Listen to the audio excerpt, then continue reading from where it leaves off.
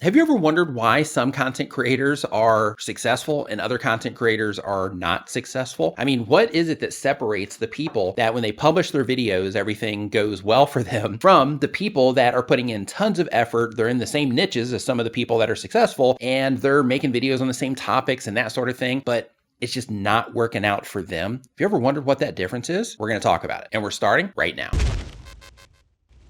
So I've been making videos for YouTube for over 10 years. And during that time, I've seen a lot of really successful content creators come from seemingly out of nowhere. And I've seen a lot of people that started YouTube channels and they've just been trudging along and doing the thing and trying, and they just can't make it work. And it made me start looking into the differences in these content creators because it's important for me as somebody that teaches people about YouTube for me to be able to express what it takes for somebody to be successful on YouTube. And the funny thing is, a lot of people will attribute success to camera quality, or hey, they're just successful because they talk about this topic, or maybe they're attractive and they're successful because of that. But from what I've uncovered, it doesn't seem that way at all. Let me explain. When it comes to determining if somebody's going to be a successful content creator or not, it really comes down to 5 core areas and how somebody interacts, so to speak, with those 5 core areas. The very first thing that I've noticed in successful content creators is they like to learn stuff. So that can go everything from finding out information about ice baths and then trying ice baths for a while to see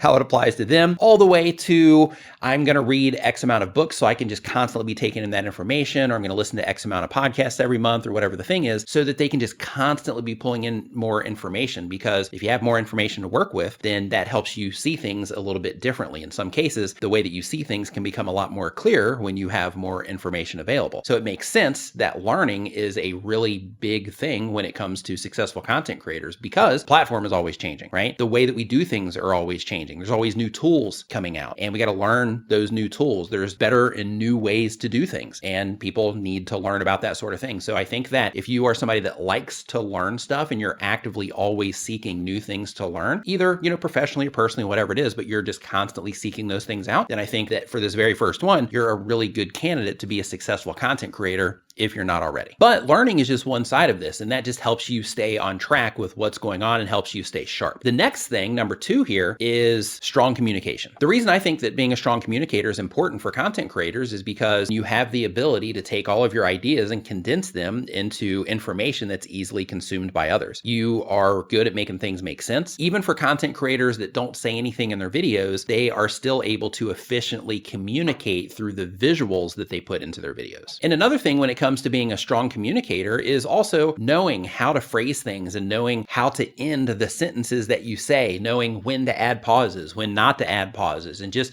being mindful of the words that are coming out of your mouth and how others might perceive them. For example, if you have content creator A, that content creator might say something and just say it to get it out, versus content creator B, the one that's most likely to be a successful content creator, they'll say something and they'll put it out, but as they're doing that, they are analyzing what it is that they're saying and they're making sure that they said it the right way. This particular one became apparent to me when I had the opportunity to collaborate with 2 very successful content creators. And what happened is I was getting interviewed by one, and while we were sitting there trying to figure out the hook of the video and all of that, the other person was on the side of the room as the person that was interviewing me was saying what they were going to say or their ideas for the hook.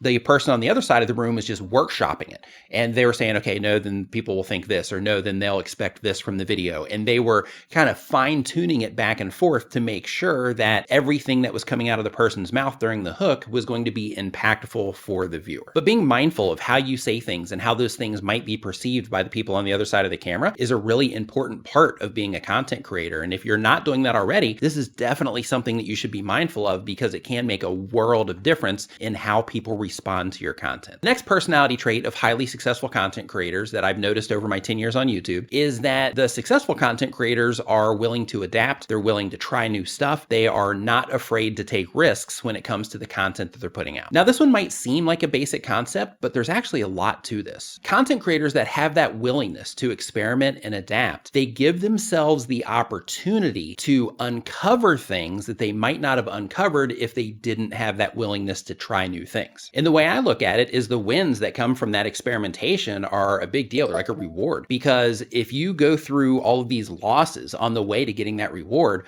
Once you get it, you're like, man, I'm so glad that I failed at this, and this, because it's what made it possible for me to try this thing, which now made a huge difference in what it is that I'm doing on YouTube or in my YouTube related business. Another thing that's important when it comes to being able to experiment and adapt and all of those things is that the landscape that we are in with content creation is constantly changing. Doesn't matter what platform you're on, things are moving around a bit. They introduce new formats or new features, and we have to learn how to navigate those features, learn if they're helpful or not, and all these things. New platforms pop up and we have to decide if we're going to make content there or not. And sometimes we do, sometimes we don't. But when you are open to those experimentations and your willingness to adapt is high, then in that case, you're giving yourself that opportunity or that personality trait that will increase your chances of being a successful content creator. The next thing I see a lot of successful content creators doing a lot of is networking. If you are a content creator and you're doing everything by yourself, you only have your experiences to learn from. You have your experiences from everything that you publish on your channel, maybe experiences from things that you read or videos that you watch, but you don't have any real experience that you can lean on and ask questions about and things like that. However, if you have a network of 10 YouTuber friends that are actively in YouTube and they're as obsessed as you are, then in that particular case, you have 10 other people that you can learn from, that you can share ideas with, that you can bounce concepts off of. And if you are somebody that is doing experimentation, then in that particular case, you can say, hey, I am thinking about trying this kind of stuff on my channel. What do you think? And then you can get real feedback from people that have real experience with what it is that you're doing instead of having to do all of that yourself. So you have that additional input that you can draw from. Another bonus of networking, in addition to the shared knowledge, is the opportunities that can come from it. So for example, I have a small group of content creators that when I'm doing brand deals, they are on my list of people that I recommend because we're all friends, and I recommend them to the brands that I work with when they ask, do you know anybody else that would be a good fit for what it is we're trying to accomplish? As a matter of fact,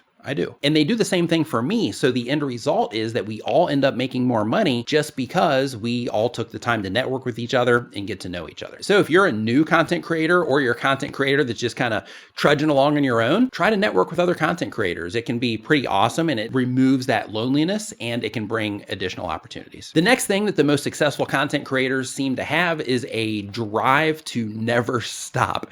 So it doesn't matter if you're making YouTube content or you are an entrepreneur doing a business or something like that. The people that succeed are the people that don't stop. Sometimes it can take somebody 2 years or 3 years or 4 years to really hit their stride and for things to really start working out for them. For some people, it's going to happen immediately. For some people, it might even take longer. But the idea is if you persist and you keep going and you keep learning and you keep networking and you keep trying to do those things, then eventually down the road, things end up working out because you've developed that understanding. You've developed those skill sets. You've developed that network. You've developed the ability to do the thing that you're trying to do. And then it ends up paying off because you've learned how to do all of the things and you understand how to do all the things related to it. And then as you're in motion, you continue on to keep doing the thing and keep doing the thing while experimenting, while learning more, while networking. And you just kind of go through this loop.